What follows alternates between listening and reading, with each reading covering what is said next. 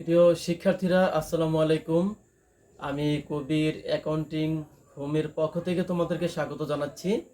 আজকে নবম দশম শ্রেণীর হিসাব বিজ্ঞানের 11তম অধ্যায় পণ্যের ক্রয়মূল্য, বিক্রিত পণ্যের ব্যয় এবং বিক্রয়ের যে পরিমাণ, মানে যেটাকে বিক্রয় মূল্য বলা হয়, সেটা বের করার সূত্র, সেই সূত্র নিয়ে আমরা এখানে আলোচনা করব। আমরা যে কোনো পণ্য তৈরি করতে গেলে আমাদের কাঁচামালের ব্যবস্থা করতে হবে। আমরা খাদ্যপণ্য বলি, আমাদের গৃহস্থালির কাজে যে জিনিসপত্রগুলো ব্যবহার করা হয় সেটার উৎপাদন বলি। যে জিনিসে ওটা কেন কাঁচামালের ব্যবস্থা করে তারপরে কিন্তু উৎপাদন কার্যক্রম চালানো হয়। একটি প্রতিষ্ঠান যখন কোনো পণ্য উৎপাদন করে, তার কতটুকু কাঁচামাল লাগবে সেই কাঁচামালের পরিমাণটা তাকে আগে অনুমান করতে হয়। এখন অনুমান করার পরে সেই কাঁচামালের মজুদ যদি আগে থেকে সেই কারখানায় বা ফ্যাক্টরিতে মজুদ করা থাকে, যেটাকে আমরা বলি প্রারম্ভিক মজুদ, তাহলে সম্পূর্ণ কাঁচামাল কিন্তু তাকে নতুন করে ক্রয় করার কোনো প্রয়োজন নেই, বা তাকে কিন্তু ক্রয় করতে হয় না।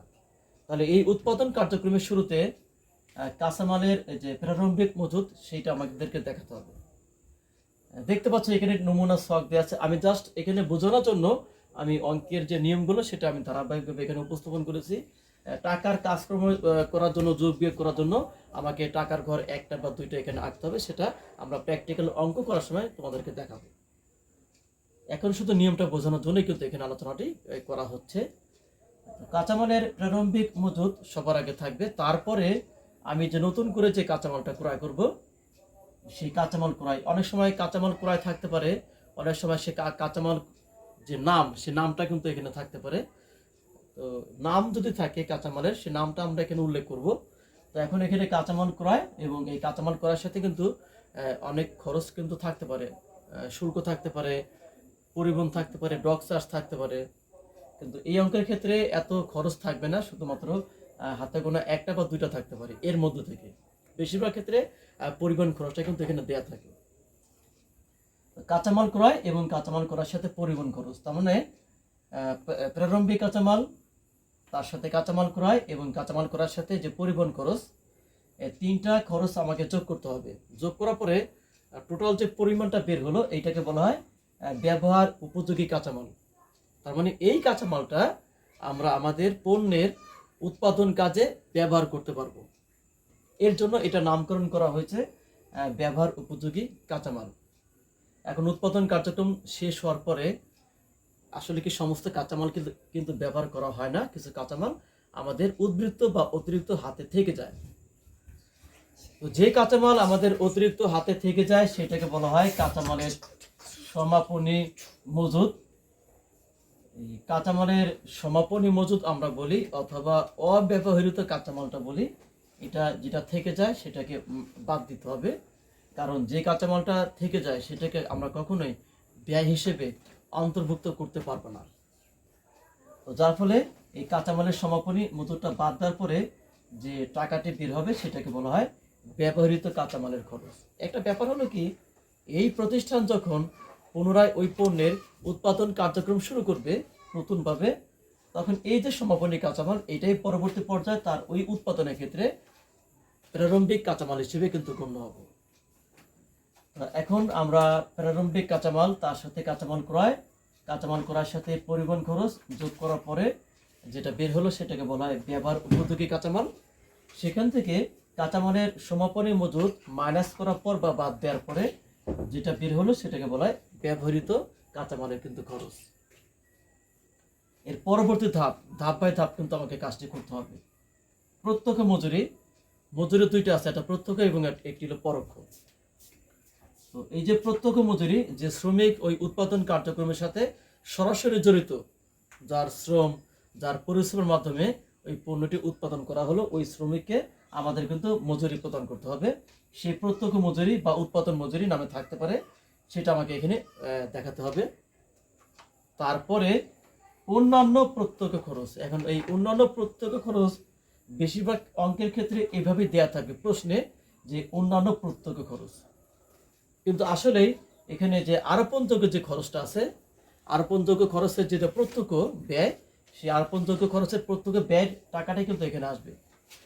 এখন এটার মধ্যে কি কি আসতে পারে, যেমন প্যাকিং খরচ আসতে পারে। একটা পণ্য যখন উৎপাদন করা হয় তখন কিন্তু প্যাকিং করার কিন্তু প্রয়োজন আছে, সেই প্যাকিং খরচ, তারপরে নকশা খরচ, ডিজাইন খরচ, যেটা আমরা আরোপণযোগ্য খরচের প্রত্যেক ব্যয়ের মধ্যে আলোচনা করেছিলাম, সেই আরোপণযোগ্য খরচের প্রত্যেক ব্যয়গুলো এখানে আসবে। তবে সাধারণত অঙ্কের ক্ষেত্রে অন্যান্য প্রত্যেক ব্যয় এই নামেই কিন্তু সরাসরি থাকতে পারে। তো অনেক সময় দুইটা থাকতে পারে, আবার অনেক সময় একটাও থাকতে পারে, অনেক সময় নাও থাকতে পারে। তো এখন এই দুইটা খরচ ব্যবহৃত কাঁচামাল খরচের সাথে যোগ করার পরে নতুন করে যে যোগফলটা বের হবে সেটাকে বলা হয় মুখ্য ব্যয়।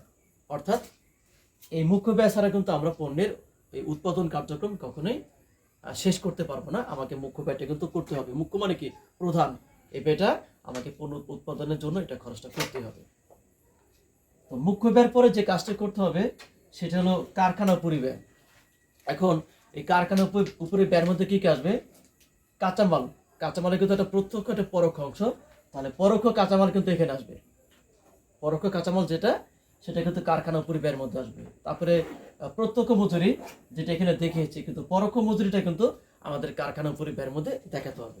এইটার বাইরেও আরও আমাদের কারখানা সংক্রান্ত খরচ থাকে, যেমন কারখানার ভাড়া, তারপরে কারখানা ম্যানেজারের বেতন, ফোরম্যানের মজুরি, কারখানা দারোয়ানের বেতন, কারখানায় উৎপাদন কার্যক্রম চালানোর জন্য তেল, গ্যাস, বিদ্যুৎ, কয়লা, এই যত খরচকে আমরা বলি কারখানা পরিব্যয়। একটা বা একাধিক যে খরচগুলো থাকবে সেটা আমরা কারখানা পরিব্যয়ের মধ্যে অন্তর্ভুক্ত করব। মুখ্য ব্যয়ের সাথে এই কারখানা পরিব্যয় যে খরচটা সেটা যোগ করতে হবে। যোগ করার পরে যে টাকাটি বের হবে সেটাকে বলা হয় উৎপাদন ব্যয়। উৎপাদন ব্যয়ের পরবর্তী ধাপ চলতি কার্য। চলতি কার্যের একটা আছে প্রারম্ভিক। তাহলে উৎপাদন ব্যয়ের সাথে চলতি কার্যের প্রারম্ভিক মজুরটা আমরা যোগ করব। আর যোগ করার পরে আবার সেই যোগফল থেকে চলতি কার্যের সমাপনী মজুরটা আমাদেরকে বাদ দিতে হবে। চলতি কার্যটা কি? চলতি কার্য হলো একটি পণ্য তৈরিকৃত অবস্থায় আছে কিন্তু এখনো পরিপূর্ণভাবে তৈরি হয় নাই। যেমন গার্মেন্টসে যখন কোনো পোশাক তৈরি করা হয়, এটা কিন্তু ধাপ বাই ধাপ কিন্তু কাজ করতে হয়। কারো কাজ হলো কাপড় কাটা, কারো কাজ হলো সেই পোশাককে সেলাই করা, কারো কাজ হলো ট্যাগ লাগানো, কারো কাজ হলো আয়রন করা, প্যাকেট করা। অর্থাৎ একটি ধাপ বাই ধাপ এখানে অনুসরণ করতে হয়।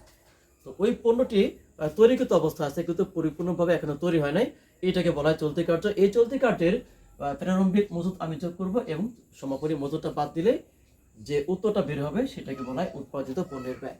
শিক্ষার্থীরা, এর পরবর্তী পর্যায়ে আমাদের দুইটা ধাপ আছে। একটা হলো বিক্রিত পণ্যের ব্যয় এবং অপরটি হলো নিট মুনাফা বা ক্ষতির পরিমাণ, যেটাকে বলা হয় বিশদ আয় বিবরণ।